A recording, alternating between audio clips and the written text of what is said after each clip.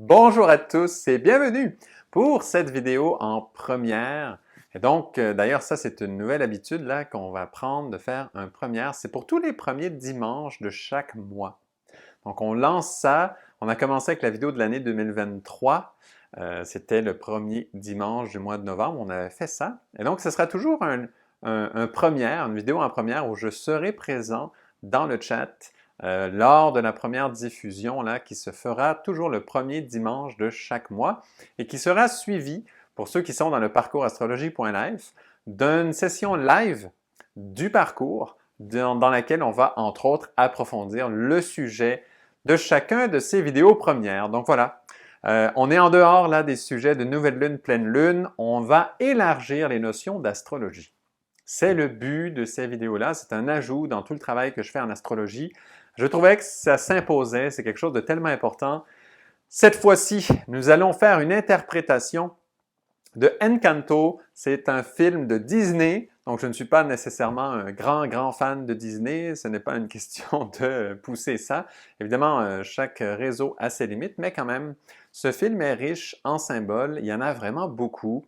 Et ce que je voulais montrer par cette vidéo que l'on fait en ce moment même, eh bien, c'est tout simplement que l'astrologie ne sert pas qu'à lire son thème astrologique, qu'à lire les nouvelles lunes, les pleines lunes, qu'à prédire des choses, qu'à être dans cet espace-là de comprendre les thèmes astrologiques. C'est vraiment un langage universel.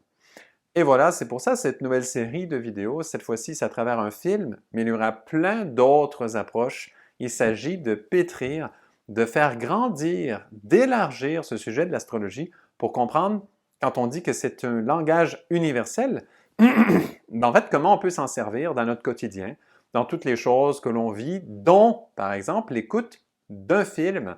Voilà. Donc, c'est vraiment ça l'idée. Comment utiliser l'astrologie pour être en mesure d'apprécier un film avec des tonalités toutes particulières, puis une richesse, une écoute beaucoup plus grande, enrichie en fait de cette perspective astrologique. Et vous verrez, plus vous vous familiariserez avec l'astrologie, plus ça deviendra en fait automatique. Vous regardez quelque chose et oups, il y a des perceptions qui viennent du monde de l'astrologie qui vous viennent et soudainement, tous les sujets deviennent riches les uns après les autres et franchement, c'est assez passionnant voilà, de regarder des œuvres d'art, de lire toutes sortes de choses. C'est une façon d'apprécier l'art, entre autres, mais à peu près tout. La science aussi, hein, on la voit partout, cette astrologie. Ce langage de l'astrologie est vraiment partout. Donc, plongeons dans ce film. Et donc, il y a deux sens quand même. Avant de plonger, il y a deux sens. Il y a bien sûr quand soi-même, on utilise l'astrologie pour apprécier, mais aussi, on peut aussi augmenter, élargir, découvrir le monde de l'astrologie, du coup, à travers une œuvre. Parce que c'est aussi une façon de l'étudier, cette astrologie. Donc oui, on peut faire grandir une œuvre en utilisant ce langage universel, mais on peut aussi approfondir ce langage à travers un film. Comme par exemple aujourd'hui, ce que je vais vous présenter, eh bien probablement que ça va élargir un tout petit peu votre propre vision de l'astrologie. On va aller voir, on va comprendre mieux comment travailler l'astrologie. On va aller chercher des nouveaux critères parce qu'on sort l'astrologie de son contexte habituel. Et donc, vous le savez, dans ceux qui sont dans le parcours astrologie.live, eh bien, souvent je dis, si l'on devait faire une école d'astrologie, il y aurait des cours qui permettent d'interpréter, bien sûr, les cartes, un thème astrologique, toute forme de carte que ce soit astrologique, hein, toute forme de thème, quoi qu'il en soit, mais aussi beaucoup plus de cours même pour être en mesure d'utiliser l'astrologie dans tous les moments du quotidien, de pouvoir interpréter à peu près tout ce qui se passe dans le vivant, sur Terre, partout. Comment utiliser l'astrologie pour interpréter tout ça, pour aller chercher des couches de sens, comprendre mieux tout ce qui se passe autour de nous. Cette partie de l'astrologie est encore plus grande, beaucoup plus vaste que juste de savoir interpréter un thème, construire un thème, connaître à peu près deux, trois notions comme ça un peu limitées par rapport au thème. Donc là, on va beaucoup plus loin et c'est aussi une façon de travailler l'astrologie qui fait en sorte que, eh bien, voilà, on n'a pas besoin d'être astrologue pour apprécier ce dont on va parler aujourd'hui, ce que l'on va travailler aujourd'hui. Un enfant qui aime par exemple ce film Bon, peut-être là, on va travailler un petit peu plus que pour un enfant tout jeune là, de 5-6 ans, c'est trop, mais probablement trop, il y a peut-être des exceptions. Mais quand même, facilement un adolescent peut soudainement voir une lecture très intéressante d'un film pareil qui peut lui parler beaucoup. OK, c'est vraiment ça l'idée là. On élargit ça, on sort de ce petit monde que de, voilà, les astrologues, les prévisions, tout ça. On est dans un langage universel qui s'adresse à tous. Allons-y, sans plus tarder, c'était déjà beaucoup d'explications. Plongeons dans ce film Encanto. Donc, certains d'entre vous, ben, vous l'avez déjà vu, d'autres ne l'ont encore jamais vu. Ce n'est pas grave, je vais décrire quand même les points clés. Et donc, on va aller voir tout de suite l'arbre. Bon, je sais, c'est un peu en petit, mais c'est l'arbre généalogique de la famille Madrigal. Et bon, en passant, je n'ai pas du tout l'accent espagnol, là, donc c'est pour les langues latines, ma référence, c'est plutôt italien, voire portugais. Mais vraiment, espagnol, là, voilà. Donc, vous allez sûrement rire de mon accent. Déjà, à la base, mon français est canadien-français. Donc, ça risque d'être un peu drôle des fois. Mais c'est pas grave. Donc, allons-y. Ça, c'est vraiment l'arbre généalogique de cette famille Madrigal qui est vraiment, c'est le noyau du film. Donc là, j'en parle comme si quelqu'un n'avait jamais vu le film. Évidemment, si vous l'avez déjà vu, ça va être encore plus riche.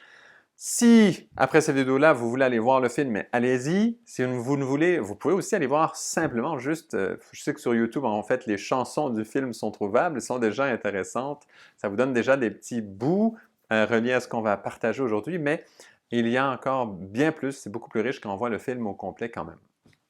Mais quand même, on peut déjà travailler ensemble, même si vous ne verrez jamais le film, allons déjà faire ce travail. Alors, le film tourne autour d'une famille qui s'appelle la famille Madrigal qui a reçu, il y a eu un miracle, il y a eu vraiment un cadeau spécial, un enchantement, c'est ça Encanto, hein, l'enchantement. Il y a eu vraiment un enchantement spécial et donc, chaque membre de la famille reçoit un cadeau spécial, un don en fait, un don du ciel.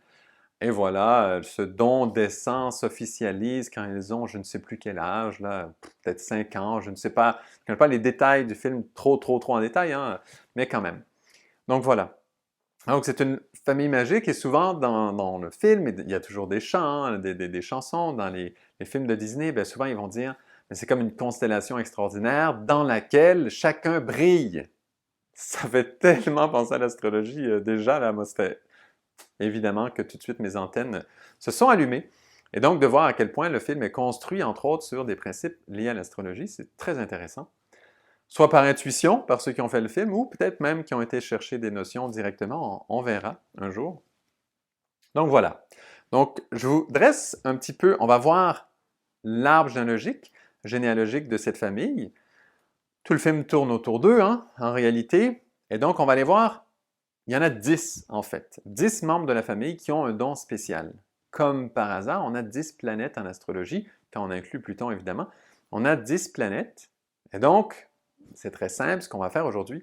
On va relier chacun des membres de cette famille à une des 10 planètes. Et on va même pousser un peu plus loin. Dans ce cas-ci, c'est tellement riche de symboles, en fait, ce film-là, que l'on va même associer une planète dans un signe astrologique. Donc, on va pousser jusque-là. Pas nécessaire d'aller le pousser jusque dans un signe. Ça, on le fait juste pour créer un petit peu plus de décor, un petit peu plus d'ambiance, un peu plus de détails dans cette compréhension astrologique du film. Donc, allons-y, hein, un par un, puis à la fin, on tirera des conclusions de ce que l'on aura fait, de ce que l'on aura déterminé ensemble. Donc, allons-y. Premièrement, alors il y a la grand-mère qu'ils appellent toujours Abuela. Et puis voilà, elle s'appelle Alma, mais son nom n'est jamais mentionné Alma vraiment, c'est toujours Abuela qui dit, c'est la grand-mère. Hein?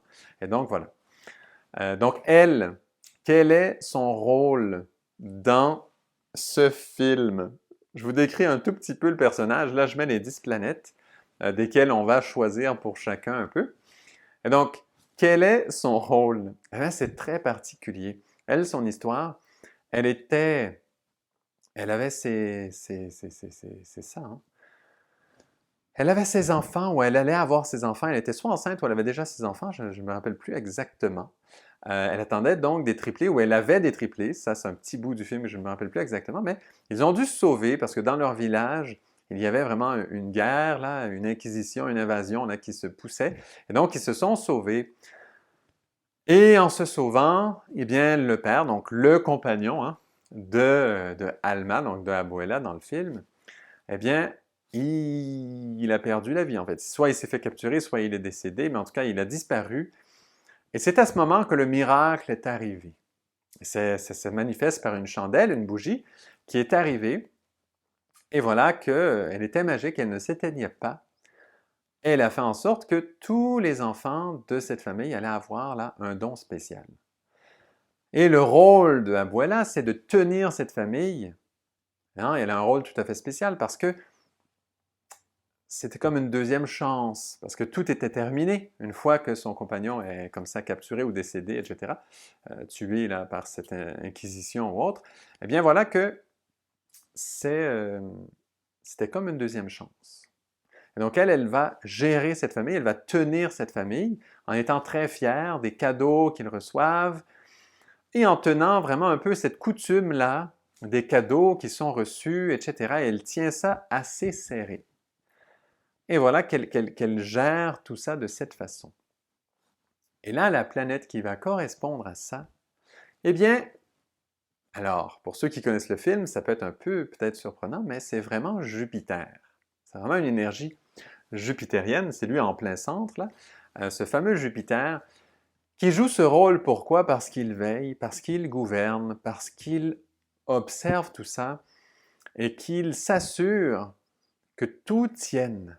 Et en réalité, très bienfaisant. Il y a une bonté dans ce personnage qui est évidente. Par contre, après ce que je viens de mentionner, vous avez compris que c'est un Jupiter, donc une force jupitérienne, bienfaisante, comme ça, bienveillante, qui a subi un certain traumatisme, qui a subi une certaine pression. Et on va aller voir, quand on va le placer après, on peut le placer dans les signes astrologiques pour le plaisir d'aujourd'hui. Donc, je vais prendre la même couleur là pour toutes les planètes, ça va simplifier la tâche. Eh bien, ce Jupiter-là, il a été isolé hein, quand le père est décédé, donc son mari, hein, à Abuela, quand voilà, il est décédé, eh bien, elle a été isolée très fortement, s'est sentie seule. Et non seulement ça, mais on voit aussi dans l'arbre généalogique, hein, Abuela, la grand-mère ici, eh bien, elle est au sommet seule de cet arbre. Évidemment, le père est là, mais il est parti, il est décédé, on ne le met pas. Donc voilà, qu'elle est seule comme ça, et ça nous fait penser à quel signe? Ça nous fait penser au Capricorne. Donc c'est un Jupiter, ça veut dire c'est parce qu'à la base, c'est une force extrêmement généreuse, bienveillante, bienfaisante, mais en Capricorne, elle a été isolée, cette force. Et effectivement, le Jupiter en Capricorne est en chute. Donc il a un rôle tout spécial, et il est justement dans un rôle qui crispe un peu, dans un signe qui crispe, ça veut dire l'espace ambiante. Donc on voit le personnage qui est jupitérien, et on voit un peu la couleur du personnage qui est capricornienne. Hein, vous le voyez là, je ne sais pas si vous le sentez, bon, vous n'avez peut-être pas vu le film, mais quand même, on comprend qu'il y a deux choses. Il y a le personnage lui-même, ce qu'il représente comme planète, comme archétype de planète, puis après, il y a la couleur dans laquelle ce personnage évolue. Et là, vous voyez comme, oups, notre perception de l'astrologie s'en trouve enrichie, juste par le fait de donner cet exemple-là. Donc, je vais mettre le Jupiter ici, dans le signe, je ne peux pas le dessiner parce qu'on va aller aux autres. On le fera peut-être à la fin dans ce cas-là. À la fin, on les fera tous. Donc, je ne le dessinerai pas tout de suite, parce que sinon on va voir ce que je dessine à chaque fois. Bon, donc voilà. Donc, pour la grand-mère, Jupiter en Capricorne. Je ne sais pas à quel point vous le sentez pour ceux qui ont déjà vu le film, mais c'est énorme, les signes sont nombreux. Quand vous verrez le film, si vous ne l'avez pas vu, ou revisionnez-le, pensez-y, ce Jupiter en Capricorne, comment il s'exprime? Comment c'est ce Jupiter en chute qui veut être généreux, qui veille, mais qui se fait prendre par ce côté qui crispe, par ce côté qui veut tenir la structure, puisqu'il a déjà été seul. Puisqu'elle, en fait, cette Alma, cette Abuela, eh bien, en fait, elle tenait sur le Jupiter de son mari, Pedro, il s'appelle, et donc elle tenait sur son Jupiter à lui, cette force paternelle, ce Jupiter à lui pour sa vie. Mais voilà que ce Jupiter part. Ce Jupiter-là, il part par justement les restrictions et voilà qu'elle se trouve seule isolée en haut. et elle doit prendre ce rôle jupitérien pour veiller sur la suite de sa famille. Et donc, c'est un Jupiter qui a eu comme ça, une transition très difficile, et ça l'a amené dans cet espace Capricorne. Vous voyez un peu? Très beau à voir. On pourrait même voir qu'avant, le Jupiter de cette famille était en Sagittaire, bien aligné, le Jupiter gouverne en Sagittaire, avec un père très bien placé, une force donc jupitérienne bien placée. Soudainement, il est retiré et le Jupiter s'en va en Capricorne et c'est elle qui incarne cette planète dans ce film. Et dans tous les rapports de force, vous le verrez, ce rôle jupitérien très fort qui est là, mais qui est dans une exigence. Malgré la bienveillance, il y a un côté crispé qui est là. Donc certains mettraient Saturne, mais vraiment, pensez au caractère, vous allez voir, il est très jupitérien en réalité. C'est bon? Allons voir deuxième personnage. On le fait en ordre des personnages et non en ordre des planètes. Je trouve ça beaucoup plus rigolo. Donc allons-y maintenant avec Peppa. Peppa, c'est la tante, et c'est une tante. On dit tante, on dit grand-mère. De qui on parle? L'héroïne, hein, c'est Mirabelle, qui est juste ici dans l'arbre généalogique. On va y arriver à la fin, en fait, c'est la dernière dans l'ordre qu'on va aller. Et donc, on se positionne toujours par rapport à elle ici. Donc voilà, de Mirabelle, Peppa, c'est la tante. Alors voilà. Donc Peppa, elle, c'est une tante qui est très spéciale. Donc elle, son don. Donc à partir d'Abuela, là, tout ce qui est en bas, tous ceux qui sont en bas dans cette famille, ils ont un don spécial. Donc on va tout de suite nommer le don, puis on va nommer après le personnage. Donc son don à elle, c'est tout simplement de contrôler la température, ça veut dire la météo.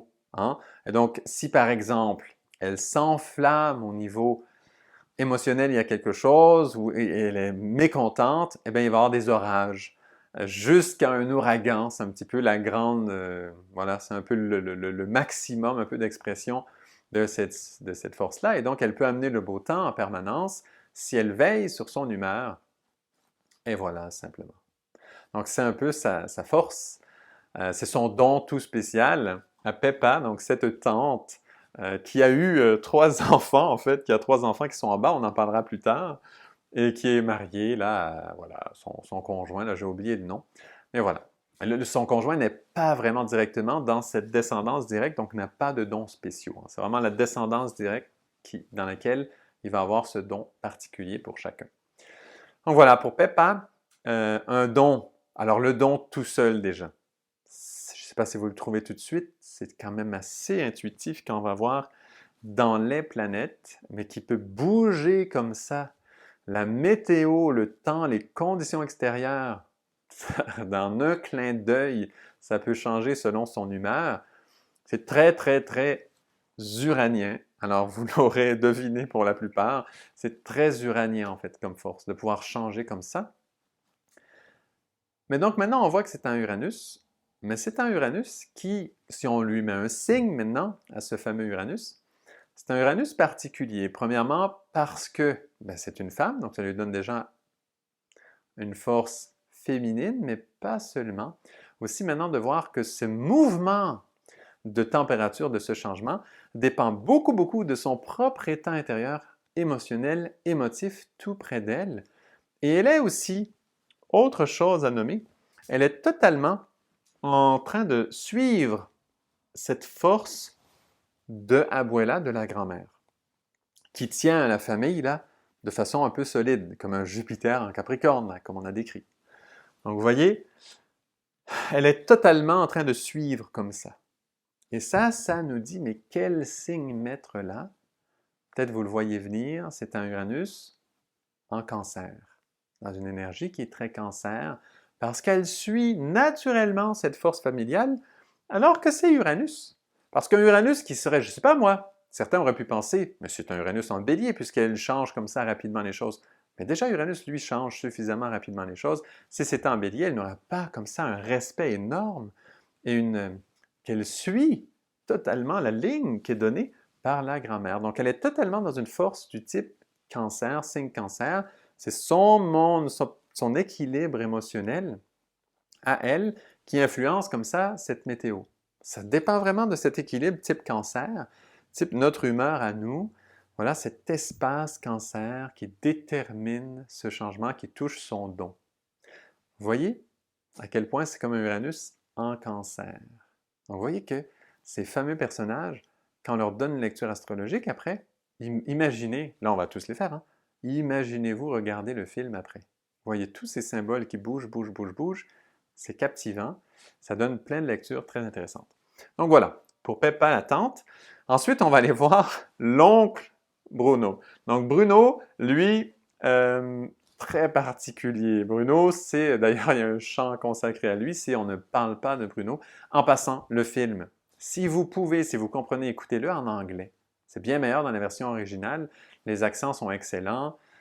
Et donc moi, évidemment, je l'ai écouté qu'en anglais. J'ai vu un petit bout en français et je me suis dit c'est tellement mieux en anglais. Donc pour moi aussi, les caractères sont plus définis, beaucoup plus clairs, plus intéressants. Voilà, donc si vous le pouvez, hein, sinon en français, c'est très bien. Voilà, donc pour Bruno, voilà que lui, il y a même un chant qui est « On ne parle pas de Bruno ». C'est un tabou énorme qui a été placé sur lui. En fait, son don à Bruno, lui, c'est de pouvoir prédire l'avenir. C'est de pouvoir prédire des choses. C'est ça son don. Et voilà qu'il fait toutes sortes d'incantations ou de prédictions, de visions. Il a des visions. En fait, le grand truc, c'est qu'il a des visions. Et voilà, mais éventuellement, dans le film, il y a quelque chose de tendu qui se passe. Là, je garde un peu peut-être le suspense, là, mais il y a une grosse tension qui se passe et il a une vision, mais cette vision, il ne veut pas la montrer parce qu'elle amènerait trop de tension dans la famille. Donc, finalement, il s'exile, il s'isole complètement. Et voilà qu'il se retire, en fait, de la famille, mais il va vivre, en fait, caché dans la maison de la famille et il sera en réalité toujours là, mais caché. Et voilà.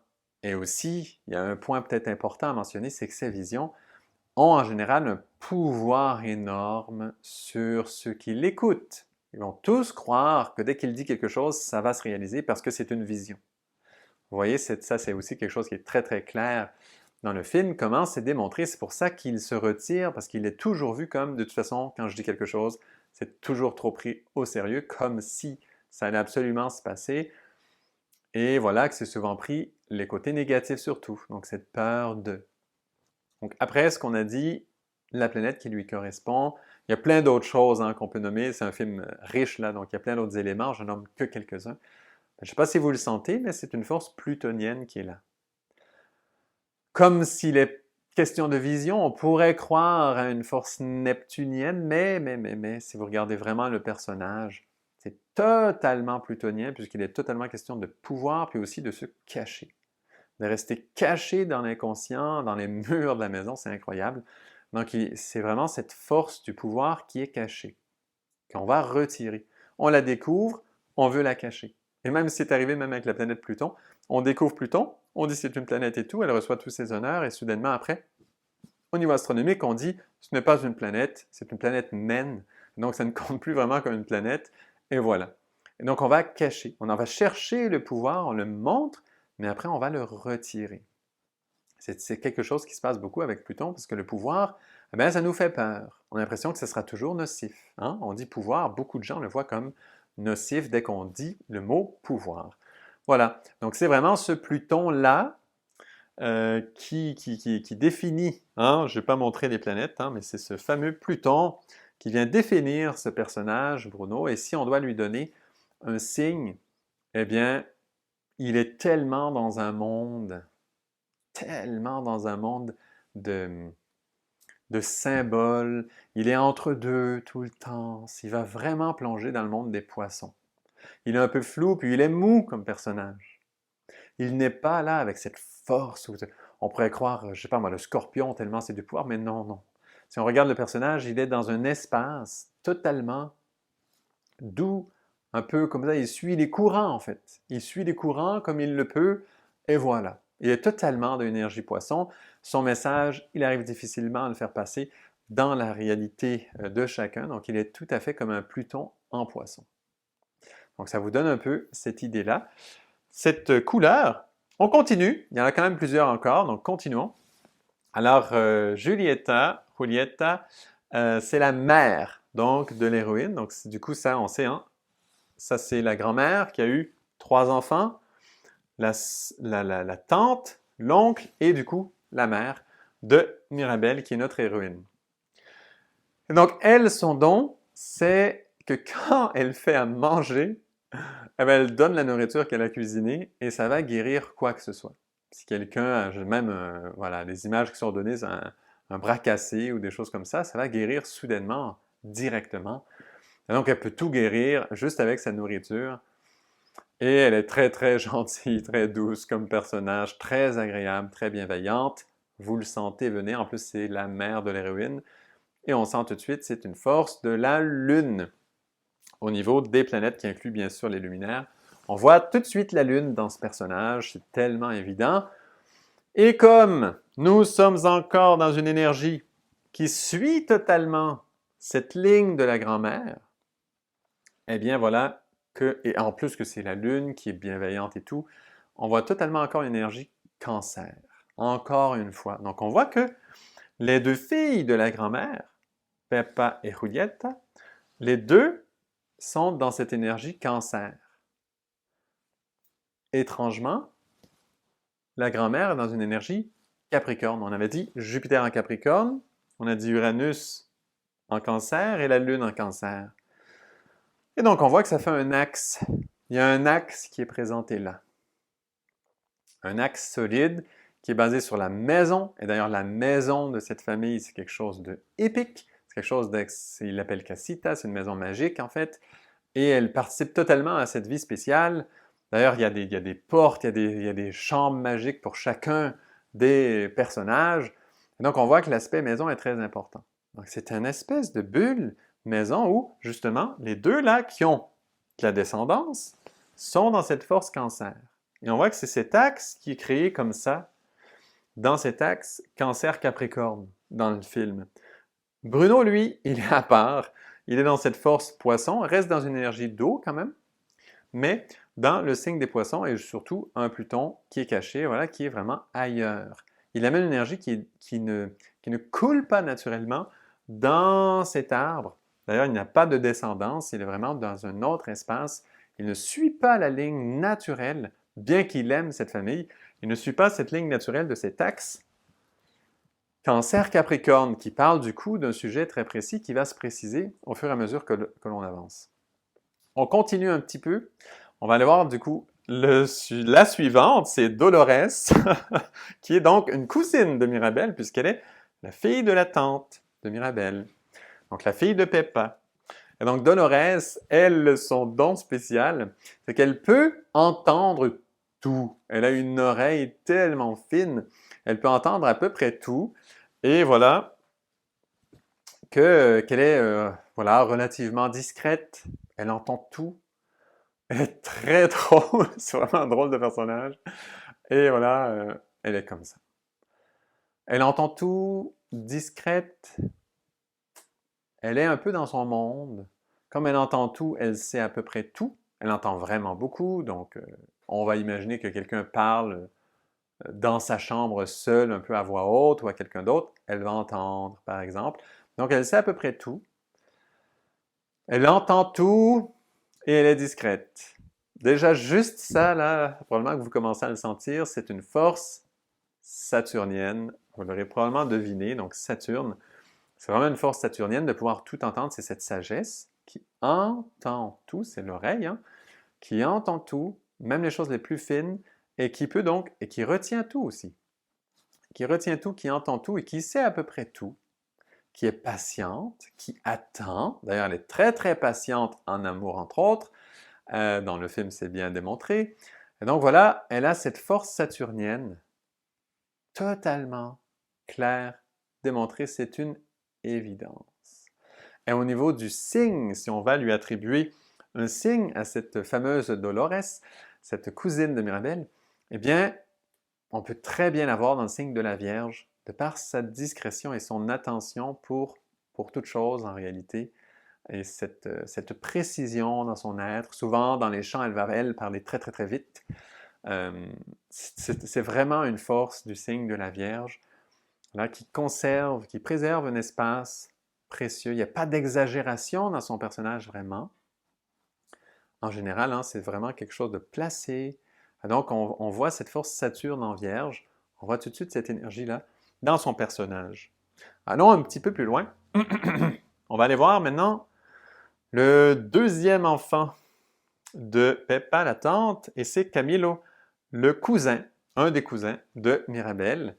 Et donc, Camilo, lui, son personnage, il fait vraiment l'adolescent, là, et son énergie, c'est qu'il peut changer de forme. Il peut changer de forme complètement, prendre la forme de qui que ce soit dans la famille ou même de toute personne qu'il rencontre. Donc voilà, Camilo, c'est ce qu'il fait, c'est son don et son type de personne. Il prend de la place, quoi. Il fait rire beaucoup, il va toujours surprendre, et très, très, comme ça, créatif en changeant de forme et tout.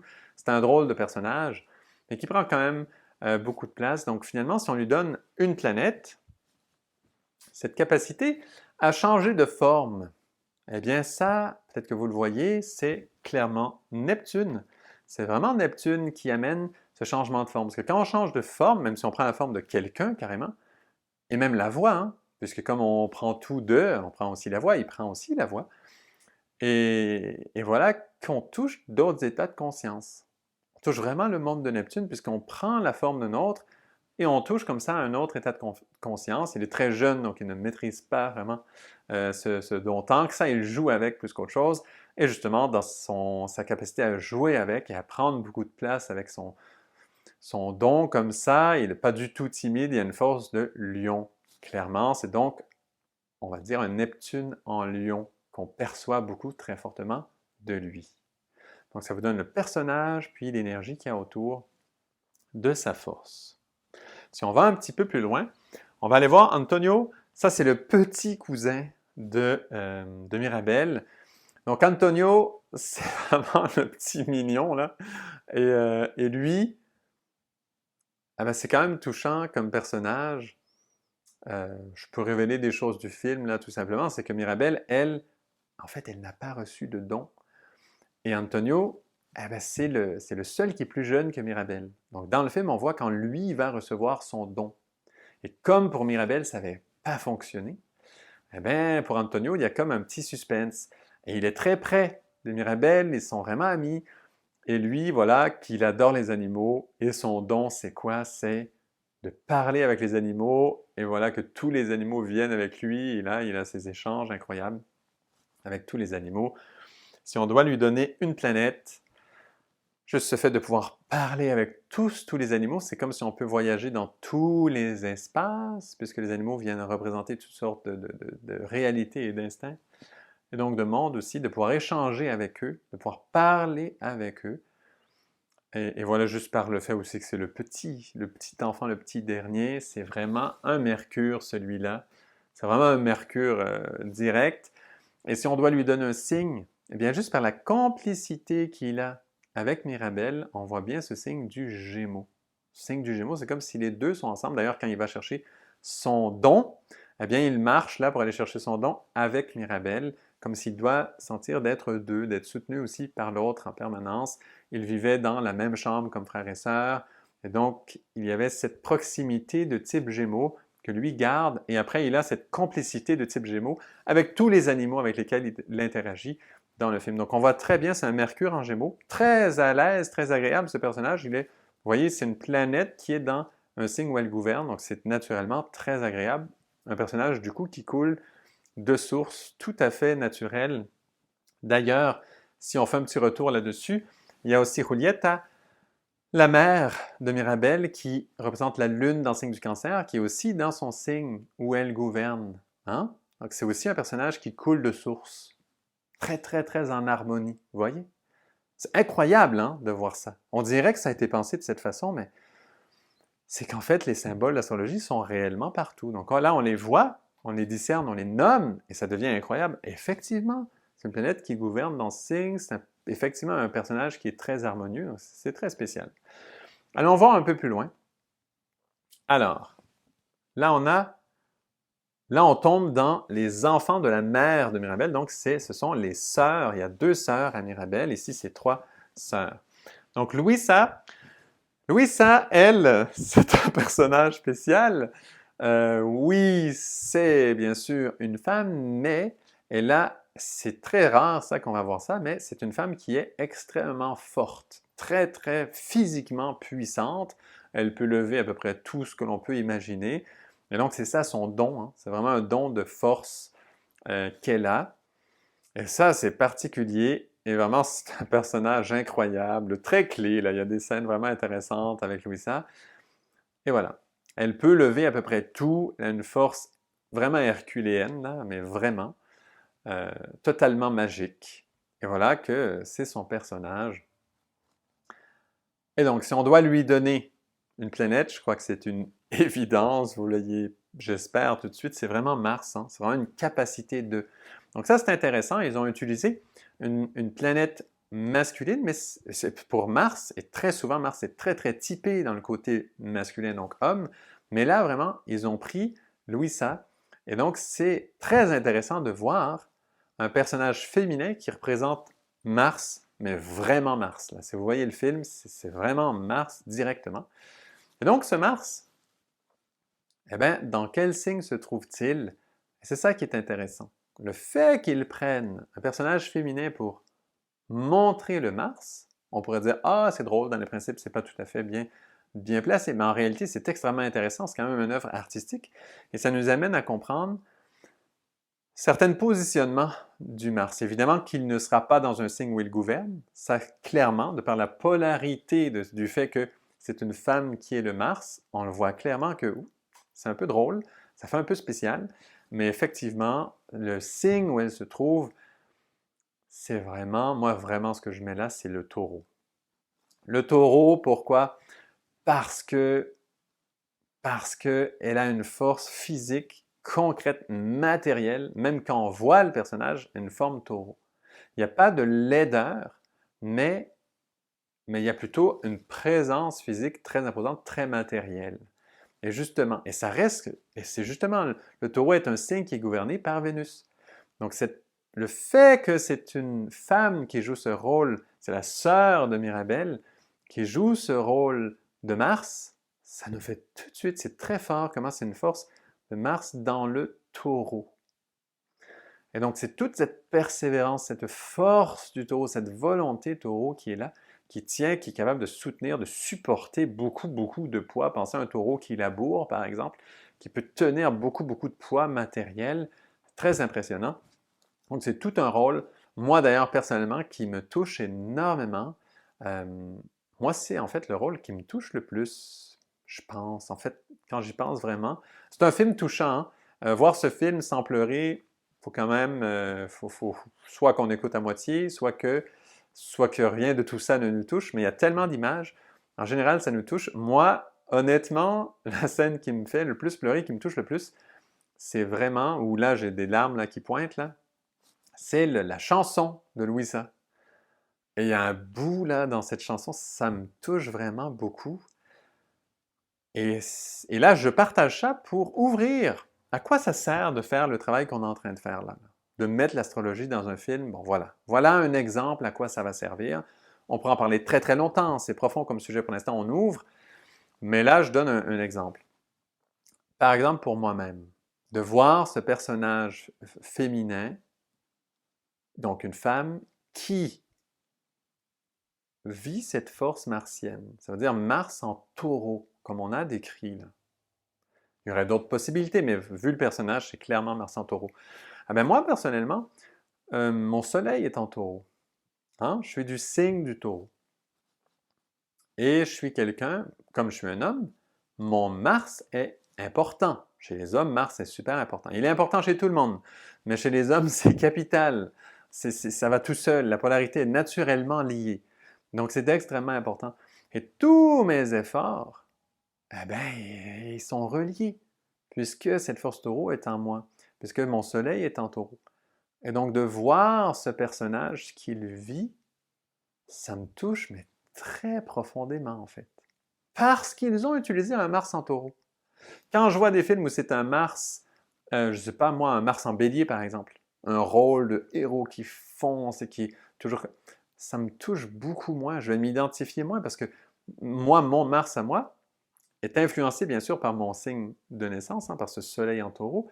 Et donc ma force masculine, puisque je suis un homme, hein, c'est vraiment dans ce sens-là que ça a du sens complet, là, eh bien, il se manifeste beaucoup à travers cette force taureau.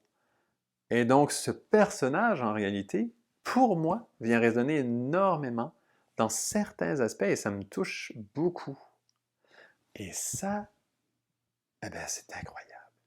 Vous voyez comment le fait de voir les personnages avec un regard astrologique vient m'expliquer, ça me touchait déjà avant de comprendre ça. Évidemment, j'avais vu le film la première fois sans nécessairement faire trop d'associations. Il y en a qui se font tout seuls, mais disons que je n'avais pas tout fait. Et là, voilà, que ça me touchait déjà. Mais de comprendre, je me dis, ah, c'est ça, je vois. Et là, tous mes liens par rapport à cette force taureau qui est en moi, comment ma force masculine, du coup, évidemment, se manifeste dans cet espace taureau, et bien là, soudainement, oups, je comprends davantage. Il y a toutes sortes de choses qui s'éclaircissent pour moi. Je peux faire plein de liens comme ça. Vous voyez? Je vous l'ai présenté comme j'ai pu. On va vite parce qu'il y a beaucoup de choses à nommer. Là, je ne veux pas que cette vidéo quand même devienne trop éternelle. Donc voilà. Donc vous comprenez un peu l'idée. Donc oui, ça, c'est ça, ce fameux Mars en taureau. Pardon. Allons-y. Maintenant, l'autre sœur de Mirabelle, bien c'est Isabella. Isabella, elle, son don, c'est un peu la beauté quelque part. C'est la beauté de pouvoir faire grandir, pousser toutes sortes de fleurs. En fait, c'est toutes sortes de plantes, mais toutes sortes de fleurs. Et dans cet espace familial, elle l'utilise beaucoup pour des roses, pour décorer, pour que tout soit toujours beau. Elle est capable de prendre des poses très, très jolies. C'est comme la beauté, là, extériorisée, mais parfaite. Et là, si on va voir, dans les planètes, ça devient très évident, en plus qu'il n'en reste plus beaucoup, hein, puis vous comprenez qu'on n'a jamais deux fois la même, eh bien là, c'est très clair, on va vers Vénus, et comme par hasard, les deux sœurs de Mirabelle, c'est Mars et Vénus, hein? Ces deux forces-là. Là, c'est deux sœurs, mais c'est vraiment ces deux forces qui sont avec elle. Et voilà. Une Vénus, et si on doit lui donner un signe, c'est évident, pour moi, c'est clairement la balance, elle doit toujours représenter cette perfection de la beauté dans une balance, dans une délicatesse, dans un truc très délicat. Donc, très spécial que ces deux sœurs, et c'est ça qui est aussi très intéressant, les deux sœurs de Mirabelle, dans leur espace, pas dans leur don nécessairement, mais dans leur espace, dans leur type, dans leur typologie, elles vont être liées à ces deux signes astrologiques qui sont les deux signes gouvernés par Vénus. Et ce sont les deux sœurs de Mirabelle, de l'héroïne donc. Voyez? Ces deux sœurs représentent les deux signes gouvernés par Vénus qui sont Taureau, Balance. Voilà. Donc, il y a des petits symboles un peu partout. Là. On pourrait tout approfondir. Pour l'instant, j'ouvre. Puis on approfondira davantage dans le live, là, pour ceux qui sont dans le parcours, entre autres. Mais vous pouvez aussi le faire de votre côté en regardant le film, en laissant tout ça mijoter, en recevant les intuitions que ça vous donne, en approfondissant. C'est fascinant. Donc voilà, simplement pour Isabelle. Et pour Isabella aussi, bon, c'est un rôle important. Elle aussi, donc, c'est une planète qui gouverne dans son signe, qui, on a l'impression, c'est un personnage justement qui coule de source, mais finalement, elle a un rôle absolument clé, critique, extrêmement important. Je le révèle plus ou moins là, mais un rôle très important pour guérir le problème de tout ça. Et c'est la sœur de Mirabelle, la plus près, hein, même au niveau de l'âge, si je ne me trompe pas. Et c'est vraiment cette force vénusienne proche, où là, et c'est ce sens de perfection, etc. Bon, je ne m'étale pas là-dessus trop, mais elle a un rôle particulier. Donc oui, ça a l'air d'un personnage où ça coule de source, ça a l'air tout naturel, beau, direct, simple.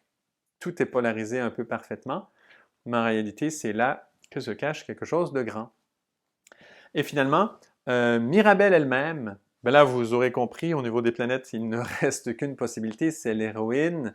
Et donc, c'est un peu là que c'est là où l'héroïne se trouve, en général, que notre conscience va aller. Et donc, souvent, l'héroïne ou le héros des histoires, ou le personnage principal ou central, en général, va représenter le soleil, bien sûr, ne serait-ce que par sa position centrale dans le film. Et donc, oui, c'est un soleil, juste simplement à cause de ça, aussi par sa présence, par son caractère, dans le sens qu'elle est très, très lumineuse, elle donne beaucoup, beaucoup de présence, sa présence est très riche. À Mirabelle, depuis le début, ça se voit tout de suite, quand elle fait son chant au début avec les enfants, on le voit très, très directement à quel point sa présence est précieuse. Et voilà que quand on doit déterminer son signe, c'est là que ça devient extrêmement intéressant. Et le signe que moi, je trouve qui résonne le mieux pour Mirabelle, c'est définitivement le signe du Verseau.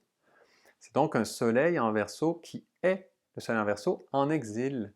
Et c'est exactement ça. Elle est au cœur de sa famille, mais en exil. Hein, et c'est vraiment ce qu'elle vit. Elle n'a pas reçu de don, elle se sent un peu à part, un peu exilée, mais elle est dans cet espace fantastique de ce monde Verseau qu'elle nous partage. Et voilà. Et c'est ce qui fait que ce film est extrêmement actuel.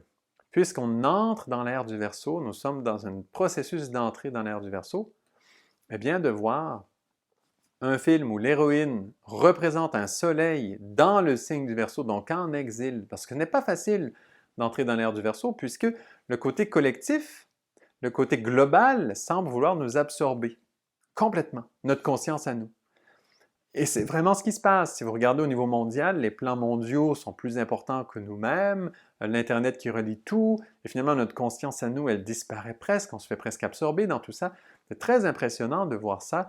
Et du coup, c'est un film qui nous apprend un peu le travail à faire pour bien entrer dans cette ère du Verseau, pour notre soleil, pour notre conscience dans l'ère du Verseau, pour ne pas se perdre dans le côté global, dans l'image de base globale, mais de vraiment voir que notre conscience, notre soleil a quelque chose d'extrêmement précieux à apporter. Et derrière tout ça, il y a plein de petits secrets qui sont cachés. Donc voilà, on a fait un peu le tour et ça y est, je vais simplement juste ajouter des planètes les unes après les autres dans les signes qui correspondent. Donc si on va voir, on va les prendre en ordre de l'arbre généalogique encore une fois. Donc Abuela, hein, Alma, on avait dit un Jupiter en Capricorne. Oups. Un Jupiter en Capricorne. Après, on va aller voir Peppa la tante. On avait dit un Uranus en Cancer.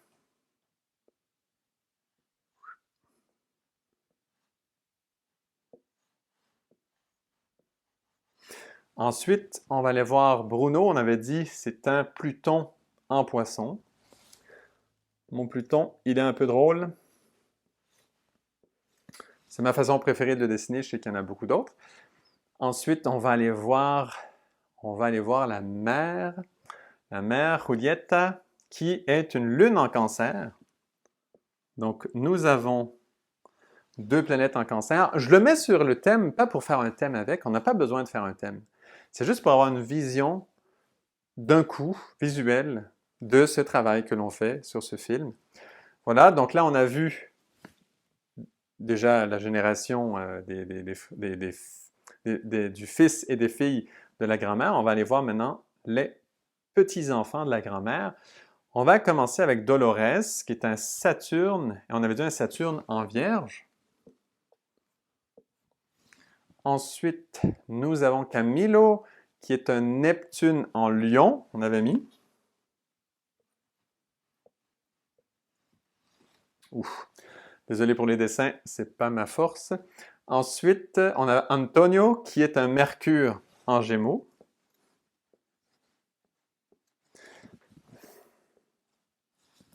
Donc ensuite, nous avons une des sœurs de Mirabelle, nous avons Louisa, qu'on avait dit un Mars en Taureau.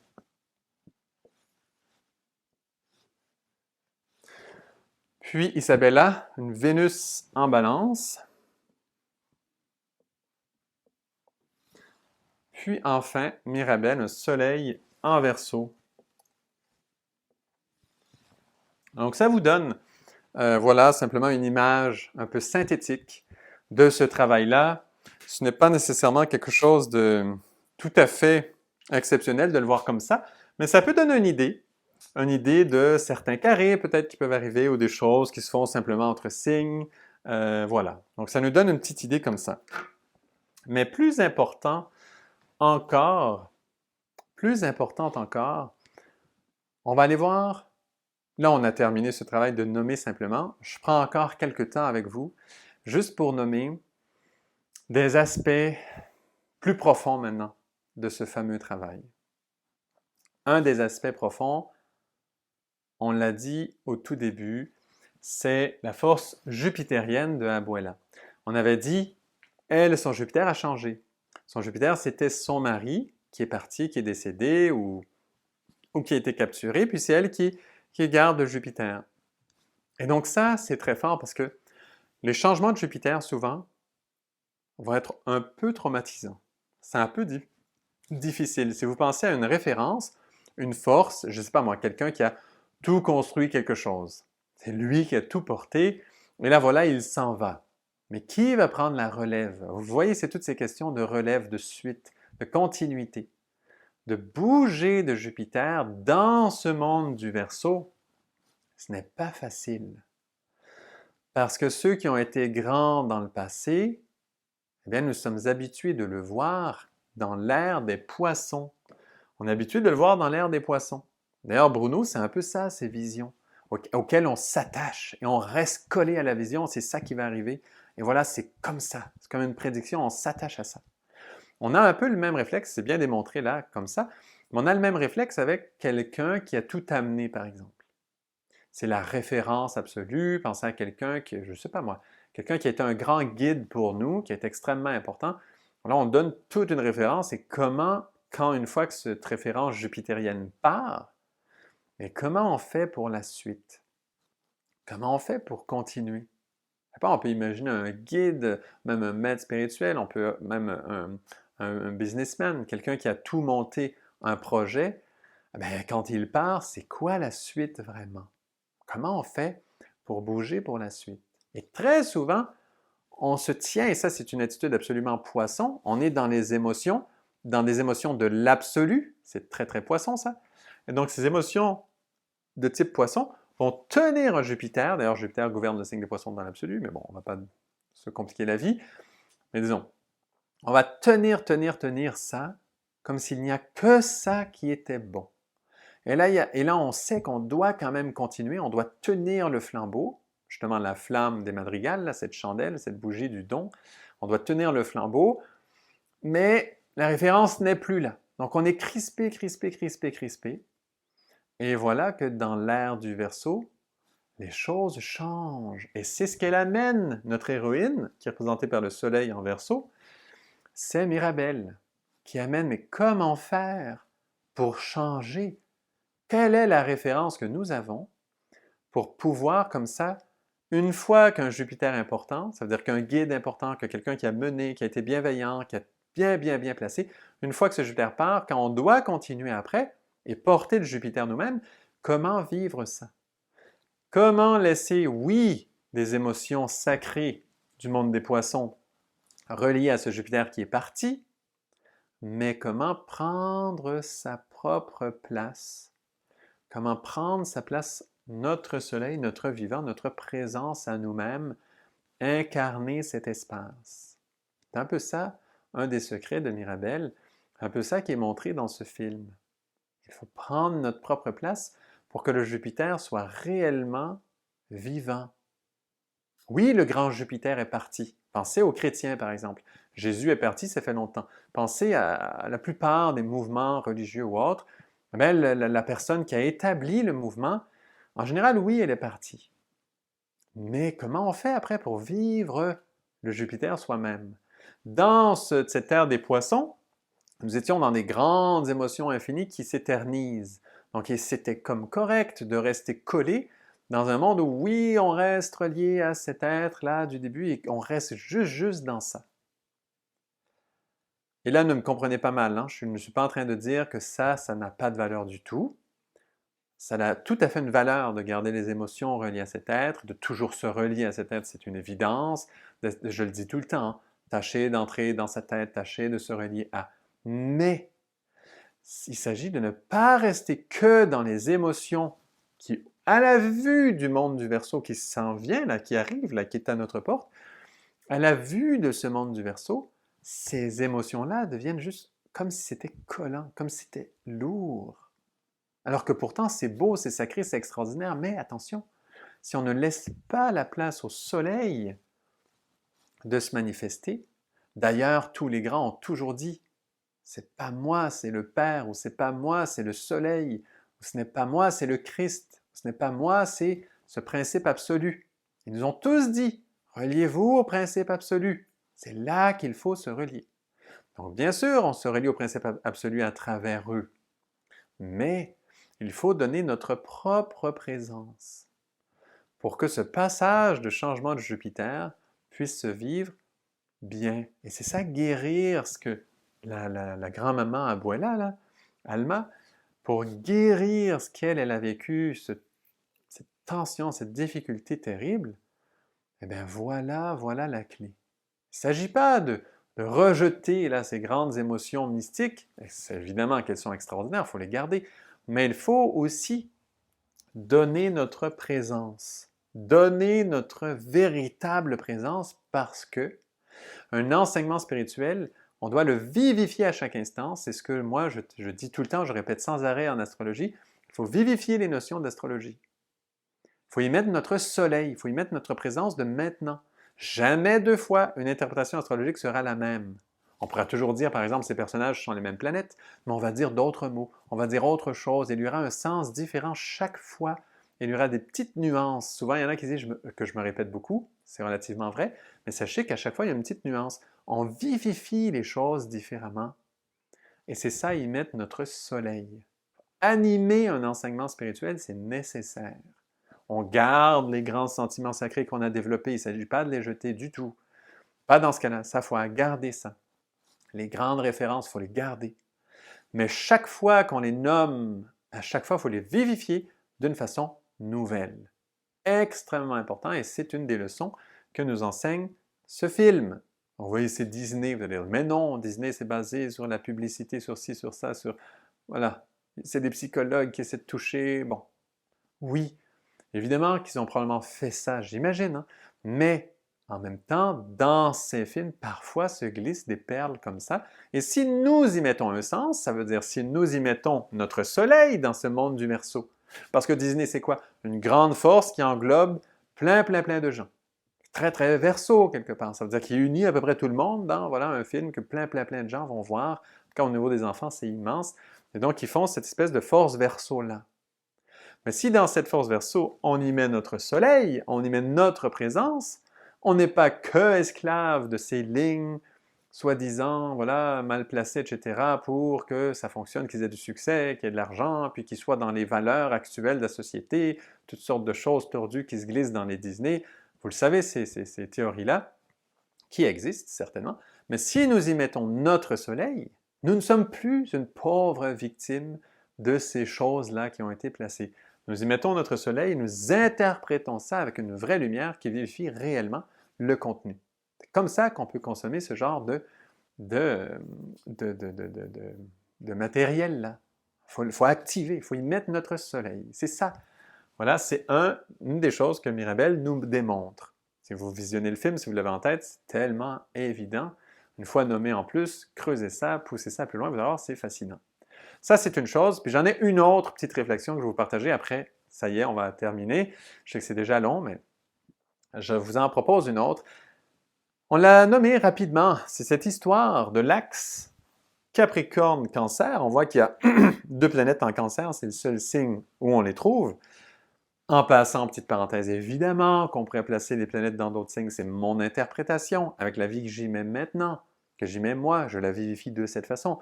D'autres pourraient faire autrement. Même les planètes, ils pourraient réussir à voir une planète d'une autre façon chez un autre personnage. C'est possible.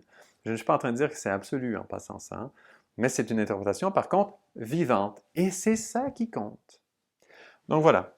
Donc dans ce schéma-là, on voit que il n'y a que le Cancer où on voit deux planètes, et comme par hasard, ils forment l'axe avec, donc on voit Jupiter qui représente Abuela, la grand-mère, et les deux mères, en fait, les deux mamans. Donc on voit que c'est une lignée matriarcale, c'est évident.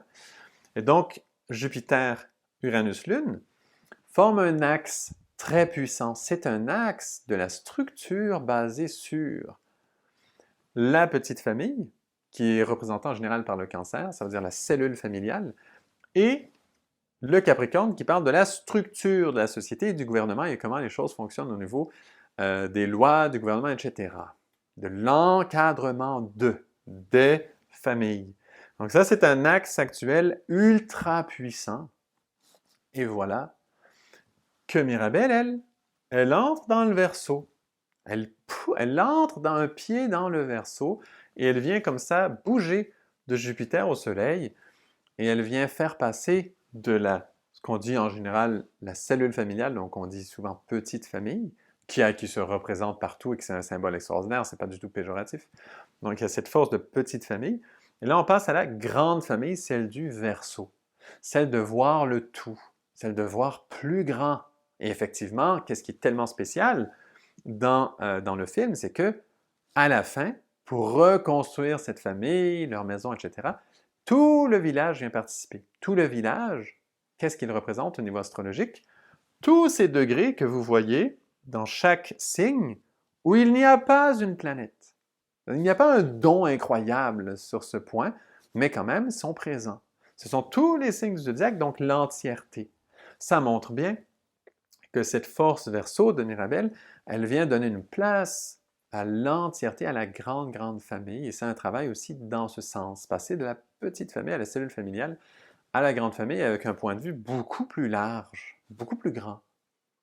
Où dans cet espace-là, on apprend à y mettre notre présence et toute la magie qui s'ensuit. Ça, c'est autre chose. Il y en a d'autres, des perles, hein, des compréhensions reliées de ce film et tout. Alors, on approfondira tout ça pour ceux qui écoutent là maintenant au moment où la vidéo sort et qu'on se parle en chat en ce moment même. Eh bien, pour ceux qui écoutent ça à ce moment, on s'en parle tout bientôt dans le live de ce dimanche. Mais sinon, évidemment qu'il y aurait plein de sujets à approfondir. Si vous avez compris des choses intéressantes, vous pouvez les mettre dans les commentaires, évidemment. Et puis, on va comme ça. L'idée, c'est d'animer des œuvres, d'y mettre justement notre soleil, notre interprétation, notre vie. Voilà. Donc, je conclue sur ça. Pour ceux qui aimeraient participer bien sûr aux sessions live, mais au parcours astrologie.live, très simple, allez sur www.astrologie.life, L-I-F-E, et voilà, vous aurez des informations pour participer au parcours. Il y a plein d'approfondissements d'astrologie que vous y verrez pour toutes les nouvelles lunes, pleines lunes. Il y a les lives, les premiers du mois qui font suite, entre autres, au parcours d'astrologie, aux premières qu'on montre, voilà, maintenant, les premiers dimanches de chaque mois, mais aussi toutes sortes de questions qui sont posées auxquelles je réponds pendant les sessions live avec toutes sortes de commentaires dans le parcours. C'est tout un monde qui s'ouvre. On a aussi des vidéos sur l'entrée du soleil dans chaque signe et on le fait chaque année. Donc, pour ceux qui veulent approfondir l'astrologie avec cette vision vivifiante, on y met vraiment une interprétation particulière chaque fois. Vous êtes bienvenus. Voilà, www.astrologie.life. Et on se retrouve tout bientôt pour aller encore plus loin dans tout ça. Merci beaucoup pour votre écoute.